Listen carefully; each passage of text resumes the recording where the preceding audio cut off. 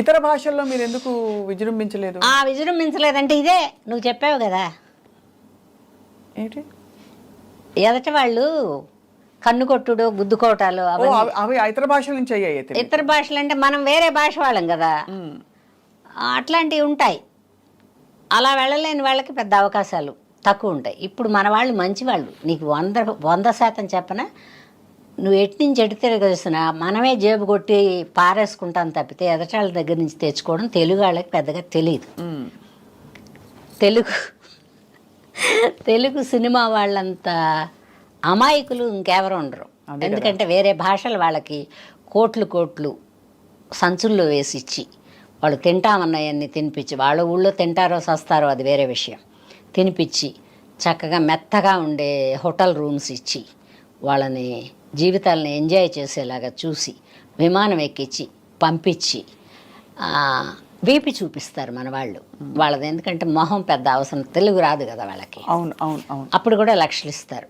మన వాళ్ళు అంత మంచివాళ్ళు. వాళ్ళు అలా కాదు, వేరే ఏ లాంగ్వేజ్ వాళ్ళైనా ఇప్పుడు నన్నేం చేస్తారు కానీ ఫిట్టింగ్ ఏదో ఉంటుంది. మనంత మంచివాళ్ళు కాదు. మన వాళ్ళకే ఇచ్చుకోవాలి అనేది వాళ్ళకుంది, పక్క వాళ్ళకి పెడదాం అనేది మనకుంది. అది నేను చెప్పచ్చు. అవును, నిజమే. అది అసలు మనకంటే ఎదురింటి వాడే నచ్చుతాడు మన వాళ్ళకి, మన ఇంట్లో ఉన్నవాడు నచ్చడు. వాళ్ళకంటే ఒడ్డు పొడుగు ఉండి వాళ్ళకంటే అంతో ఇంత చేయలేకపోయినా కూడా ఒడ్డు పొడుగు ఉంటే చాలా, వాళ్ళు మాత్రం అంతకంటే ఏం పీకుతున్నారు ఇక్కడికి వచ్చి, మనకు పీకేది ఏం లేదు తెలుగు ఇండస్ట్రీలో. అయినా కూడా వీళ్ళ దురద అలాంటిది, తామర. ఆ గోక్కోవడానికి తెచ్చుకుంటారు వాళ్ళని. అవునా? గోక్కోవడం అంటే వేరే విధంగా తప్పుగా అనుకోమాక, డబ్బులు పోగొట్టుకోవడం గోకోవడం అంటే. అర్థమైంది. సరే, అందుకని అట్లాంటి తామర ఉంది తెలుగు వాళ్ళకి. తామర ఉన్నవాడిని మనం ఏం చేస్తాం? ఏమీ చేయలేం. అందుకని వేరే లాంగ్వేజ్ల వాళ్ళు మనంత పిచ్చివాళ్ళు కాదు అని చెప్పొచ్చాయి. అర్థమైంది, పిచ్చివాళ్ళు కారు. కానీ ఆ టైంలో అంటే మిమ్మల్ని ఆ టైంలో 1-2 వెళ్తే 2-3 ఏమన్నారంటే, మీరు మా ఇండస్ట్రీకి పనికిరారండి అన్నారు. ఎందుకండి అన్న, నాకు ఏం లోపమో తెలుసుకోవాలి కదా. చాలా గర్వంగా ఉన్నట్టు, తర్వాత అదేదో ఒక ఇదిగా ఉన్నట్టు ఉంటారు. అలా ఉంటే మా తమిళ్లో వేషాలు ఇవ్వరండి అన్న సోల్లింగ్ అట్లా మాట్లాడాలి వాళ్ళకి. చెప్పండి సార్ ఎందుకలా అంటే వాళ్ళకి నచ్చదు, ఎదిరించి మాట్లాడినట్టు నేను ఇల్లు యారు కుడుపాంగా నీకు దా కుడుకున్నాం అంటే వాడు మన భుజమే చేయేస్తాడు అంతే. ఎందుకండి అలాగా అంటే వెయ్యడు, వాడు ముందే భయపడుతున్నాడు కదా. అదే కాబట్టి ఇక్కడ బేసికల్లీ అందుకని వేరే లాంగ్వేజ్లు ఎందుకు పిలవలేదంటే ఇందుకు పిలవలేదు. నేను కూడా వెళ్ళలేదు, ఎందుకంటే నేను వెళ్ళలేను ఎవరి దగ్గరికి. వాళ్ళ రూపాయి నాకు వద్దు, మన వాళ్ళు ఇచ్చిన రూపాయలు చాలు. మన వాళ్ళు పాపం తొందరగా భుజమే చేసి లాక్కుపోదాం అనుకోరు, ట్రై చేస్తారు, వస్తే ఓకే, లేకపోతే రెండో అవకాశం చెడగొడతారు. అంతకంటే ఏం చేయరు మన వాళ్ళు, మంచి వాళ్ళు మనం. సో మొత్తానికి అయితే నాకు అర్థమైంది ఏంటంటే ఇవన్నీ సర్వసాధారణంగా ఉంటాయి. మనం తప్పించుకు తిరుగువాడు ధన్యుడు సుమతి. రెండోది మనం ఎలా ఉండాలి, ఎలా మసులుకోవాలి, మన ప్రయారిటీస్, మన విచక్షణ మన చేతుల్లో ఉండాలి. మనకు బోల్డంత జీవితం ఉంది, సొసైటీలో మర్యాదగా బతకాలి, ఎవరైనా చక్కగా పలకరించాలి అని కోరుకుంటే కొన్ని వదులుకోవాలమ్మాయి. అదే కరెక్ట్ అమ్మా. మనకిష్టం ఉన్నా వదులుకోవాలి, వాళ్ళకిష్టం ఉన్నా వదులుకోవాలి. ఇంతకీ అన్నపూర్ణమ్మ గారికి వంట వచ్చా? బ్రహ్మాండంగా చేసుకుంటాను. ఆ వరకు నేను, నీకు నచ్చుద్దో లేదు తెలియదు. రాదు స్వప్న ఒక రోజు వస్తానమ్మా. ఏంటి ఏమేమి చేస్తాను? వెజ్జే, నేను కూడా వెజ్, అందుకనే వెజిటేరియనే. నాన్ వెజ్ కూడా తింటాను కానీ ఒక 10 ఏళ్ళు అయిందిగా, ఎప్పుడైనా ఒకసారి అలాగా. సార్ తినరుగా? ఎల్లుల్లిపై కూడా తినడు ఆయన, తినరు చెప్పాగా నేను. అదే అందుకని మనకేం ఖర్చు లేదు. అంత పప్పు వండి పడేస్తే ఇప్పుడు అసలు పళ్ళు కూడా కదిలిపోయి ఉంటాయి కాబట్టి ఆ పప్పుతోనూ మజ్జిగతోనూ పెరుగుతోనూ అట్లా ఒక్క పూట తింటారు, ఒక్క పూట భోజనం, పెద్ద ఇబ్బంది లేదు. పైగా సాధ్యమైనంత వరకు ఆశ్రమాలకు వెళ్ళిపోతుంటాడు ఆయన. కొన్ని ఎడబాట్లు జీవితంలో అలా మిగిలిపోతాయి. ఇప్పుడు వయసు ఎడబాటు, అప్పుడు బిజీ కాదు. మిమ్మల్ని మీరు ఉండరు కదా, షూటింగ్లోకి వెళ్ళిపోతారు, బాగా మిస్ అయి ఉంటారు మిమ్మల్ని. ఏదన్నా అవనీలే కానీ ఆయన ఏదో ఆశ్రమానికి అట్లా పోయి ముక్కు మూసుకుని జపాలి అంటే నాకు అర్థమైంది ఏంటంటే, ఎంత ప్రపంచాన్ని ఏ కులం వాళ్ళు ఆ కులానికి పెద్ద వయసుకు ప్రాముఖ్యత ఇస్తారు. అవును, జ్ఞానోదయం వస్తుంది అప్పుడు. ఈ జన్మలో తప్పు చేసామేమో, ఇప్పటి నుంచైనా మనం కొంచెం భగవంతుడిని కోరుకుని మనం అనేది అంత తప్పులన్నీ అయిపోయాక తప్పులన్నీ అయిపోతాయి. అది వయసులో కదా. కానీ మీకు చిన్నప్పుడే జ్ఞానోదయం అయిపోయింది. నాకేమో జ్ఞానోదయం కాదు, ఏదో మరి బ్రతుకు మీద భయమో, లేకపోతే వీళ్ళందరూ వెనక లేకపోతే ఒక అడుగు ముందుకేద్దునేమో. కుటుంబం ఉంది కదా, అవును. కుటుంబం ఉండేటప్పుడు మనం ఎన్ని సరదాలైనా ఒక అడుగు వెనక్కే ఉంచుకోవాలి. సినిమా ఇండస్ట్రీలోకి మీరు రాకముందు పెళ్లి అయిపోయింది, వచ్చాక ఏదో టైంలో అనిపించుంటుంది కదా, అయ్యో పెళ్లి చేసుకోలేదు అనిపించలేదు. ఎందుకంటే ఇబ్బందికరమైన వాడైతే అనిపిస్తుంది. మంచివారు కదా, చాలా మంచివాడు పాపం. సార్ పేరేంటమ్మా? నరసింహం. నరసింహం గారు, ఉమామహేశ్వరి గారు. మంచివాడు ఆయన. అంటే భగవంతుడు అలా ఒక తోడు పెట్టాడు నాకు. అవును కదా, పాలు అలా ఉంటే ఇరిగిపోతాయి, అవును, తోడేస్తే కానీ పెరుగవదు. అందుకని ఈ తోడు పెట్టాడు, నేను అలా ఉన్నా. అమ్మ మీరు డైరెక్షన్ చేయరా? వద్దమ్మా, నాకు అది చాలా భారమైంది. ప్రపంచంలో సినిమా ఇండస్ట్రీలో, ప్రపంచం అంటే ప్రపంచం కాదు, డైరెక్షను, ప్రొడ్యూసింగు, హీరోయిన్ చేయడం, హీరో చేయడం, ఈ 4 కష్టమైనవి.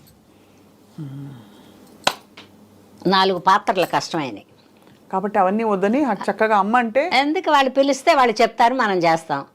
మనం చేసింది నచ్చితే అదే బాగుందమ్మా ఉంచంటారు, లేదనుక అంత వద్దమ్మా అంటే సరే నాన్న ఏం చేయమంటా అని చేస్తాం. జీవితంలో మీకు దేని మీద మోజు?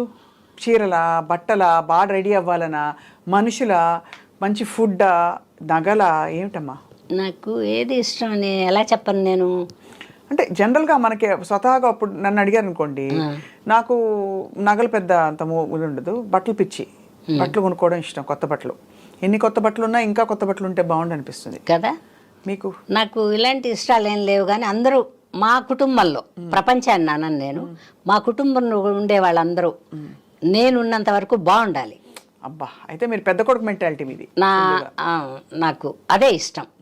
తర్వాత వాళ్ళు కొట్టుకుంటుంటారు, తిట్టుకుంటుంటారు, నా దగ్గర కంప్లైంట్ చేస్తారు. ఇప్పుడు మా అమ్మ లేదు కదా, నేను పెద్ద ఏముందిలే, పెద్దరికి ఇచ్చారు వాళ్ళు, అది చెప్తారు. అలా ఎందుకే 100 రూపాయికి పావలా కొట్టుకోవడం అంటే, పోతే పోయింది, అలా ఉండకూడదు, ఇలా ఉండాలి అని చెప్తా. నాకు అందరూ బాగుండాలిరా అంటే, నా తోటి ఆర్టిస్టులు కూడా నాతో పాటు ఓ మాట మంచి కలిపే వాళ్ళందరూ బాగుండాలని. ఎవరు మీకైతే బెస్ట్ ఫ్రెండ్స్? బెస్ట్ అంటే బెస్ట్ అని చెప్పను, ఆడవాళ్ళు ఉంటే చిన్న అంటే భరించలేని తనాలు ఉంటాయి, కానీ బట్ నా వేరే వేషాలు, వాళ్ళ వేరే వేషాలు. అవును, కట్ అలా ఫ్రెండ్స్ ఎవరయ్యారు మీకు? ఉన్నారు, ఎవరంటే శ్రీలక్ష్మి, వై విజయ, తర్వాత ఆ అమ్మాయి సౌందర్య ఉండేటప్పుడు బాగా మాట్లాడేది. సౌందర్య గారి గురించి అందరూ బాగా చెప్తారు. శ్రీదేవి కొంచెం బాగా మాట్లాడినా కొంచెం ఒక రిజర్వ్నెస్ అట్లా ఉండేది, కానీ ఆ పిల్ల విజయశాంతి బాగా మాట్లాడేది, రాధా బాగా మాట్లాడేది, వీళ్ళందరూ బాగా మాట్లాడేవాళ్ళు. ప్రస్తుతానికి మిగిలిన వాళ్ళలో ఈ 2-3 ఆడవాళ్ళమ్మే, జానకి, డబ్బింగ్ జానకి, వీళ్ళందరూ బాగా మాట్లాడతారు. జానకి ఏమనుకుంటారనేది. కలిసి సినిమాలకు వెళ్ళాలి, కార్యక్రమాలు వెళ్తాం. పెళ్ళిళ్ళు గిళ్ళిళ్ళు ఏమన్నా ఉంటే ఎవరన్నా పిలిస్తే శ్రీలక్ష్మికి కూడా కార్డు ఇస్తారా అని అడుగుతా. ఇస్తామండి అంటే నాకు ఇవ్వండి అంట. లక్ష్మి వాళ్ళు కార్డు ఇచ్చి వెళ్ళారు, నేను వెళ్తున్నాను, నువ్వు వస్తావా? ఏమండి పలానాళ్ళు కార్డు ఇచ్చారు, మీరు వస్తారా, నేను వెళ్తున్నాను అంటది. నేను రానులే లక్ష్మి అంట, ఇష్టం లేని చోటుకి. ఇష్టం ఉంటే వెళ్తాం. అలా పెద్ద స్నేహితులు లేరు, వేళ్ల మీద లెక్క పెట్టుకుని ఒకళ్ళిద్దరు. నేను పెద్దగా ఎవరింటికి పోను, అడ్జస్ట్ అవ్వలేను నేను. మా బంధువుల ఇంట్లో కూడా ఉండలేను నేను, నా ఇంట్లోనే ఉంటా. నా ఇల్లు అంటే ఇష్టం. మనల్ని మనం తెలుసుకోవడమే ధన్యత జీవితంలో. మీరు ధన్యులు. నాకు ఇప్పటిదాకా అబ్బా ఆ జబ్బు చేసినప్పుడు ఒక్కసారే బాధపడ్డాను, కానీ అబ్బా ఏంటి ఇలా ఉంది అనేది ఇప్పటిదాకా రాలేదు నాకు. ఈ పైన వస్తుందేమో తెలియదు. కానీ అమ్మ మీరు అది చెప్పరా, పథ్యం ఏం చేశారు? అన్ని ఏం మానేశానంటే బేకరీ ఫుడ్స్ మానేసా, తర్వాత చైనీస్ ఫుడ్స్ మానేసా. సరే నాకు డ్రింక్ అలవాట్లేదు కాబట్టి కూల్ డ్రింకులు కూడా మానేసా. హాట్ డ్రింక్ అంటే ఎప్పుడో 1-2 సార్లు ఎప్పుడో, కానీ నాకు తలపోటు వచ్చేస్తుంది. ఆల్కహాల్ అంటే తప్పని నేను చెప్పను, అదే అర్థమైంది. నాకు తలకాయ నొప్పి వస్తుంది. తర్వాత గబిక్కిన తూలు దేని మీద పడిపోతానేమోనని ఒక చిన్న భయం ఉంది. లేకపోతే ఏముంది, డబ్బులు పెట్టి కొనుక్కోలేమో తాగలేమా, కానీ బ్యాడ్ హ్యాబిట్ అని చెప్పను. నాకు సరిపడదు, అవన్నీ మానేసా. నాన్ వెజ్ లేదు, యానిమల్ ప్రోడక్ట్ ఏది లేదు పచ్చం చేసినప్పుడు. తర్వాత ఫ్రూట్స్ కూడా కొన్ని లేవు, పాలు కూడా మానేశారు అయితే. సిట్రిక్ యాసిడ్ ఉండే ఫ్రూట్స్ కూడా లేవు. తింటే అరటిపండు, చింతపండు లేదు, నిమ్మకాయ లేదు, తర్వాత ఉసిరికాయ లేదు. ఇట్లా కొన్ని కొన్ని వస్తువులు మానేయమన్నారు ఆయన. ఆ మానేయడం ఒక 10 ఏళ్ల పాటు మానేసి ఉంటా. మానేశాక నార్మల్ కలర్ వచ్చేసా. ఇప్పుడు తింటా, కొంచెమే తింటా. ఇప్పుడు చక్కగా ఉన్నారు, హాయిగా నవనవలాడుతూ చక్కగా తింటా. పైగా నాకు పెద్ద హోటల్ ఫుడ్స్ పెద్ద తినను నేను. సాధ్యమైనంత వరకు నేనే వండుకుని డబ్బాలో పెట్టి వేడి అన్నం. ఇంతకుముందేమో కుక్కర్ పెట్టుకెళ్ళి అక్కడే వండుకునేదాన్ని. పాని తినే పిడికిడి ఈ మధ్యలో వచ్చింది అది. ఇంటి దగ్గర వండుకుని బాక్సులో పెట్టుకుని ఏమన్నా వండితే కూర వండుతా, వండకపోతే 2 ఊరగాయలు పెట్టుకుని ఒక నెయ్యి డబ్బా పెట్టుకుని వెళ్తా. అక్కడ ఏమన్నా సాంబార్ కానీ రసం కానీ ఏమన్నా వాళ్ళు క్యారేజీలు వస్తాయిగా ఉంటే ఆ ముక్కలతో కొంచెం సాంబార్ వేసుకుని తినేస్తాను. అయిపోయింది. Happies, all happies. హ్యాపీ. ఫుడ్కి ఏం కంగారు లేదు. తర్వాత దేని మీద అబ్బా ఇది తినకపోతే బతకలే అది లేదు నాకు. ఉంటే తింటా, లేకపోతే లేదు. పైగా ఇదేమైనా జబ్బు చేస్తుంది అనుకుంటే పోస్ట్పోన్మెంట్ వేస్తాను దానికి. నేను ఇంకోసారి తింటా అని దానికి చెప్తా, ఆ ఐటెంకి చెప్తా. అంతే, ఇంకోసారి తింటాను ఫీల్ అవ్వద్దని. బాగున్నావు కానీ ఇంకోసారి తింటా అని. కాదంటే అది మనం చెప్పుకోవడం. అంతే కదమ్మా, అంతే అంతే. జబ్బు చేస్తుంది అనుకుంటే తినండిరా, ఎందుకంటే ఇది తినే వయసు కూడా కాదు. అందుకని పరిగెత్తే వయసులో దాక్కుని వేషాలు వేసా. దాక్కుని మీనింగ్ అదే పెద్ద రోడ్డు మీదకి అలా రాకుండా.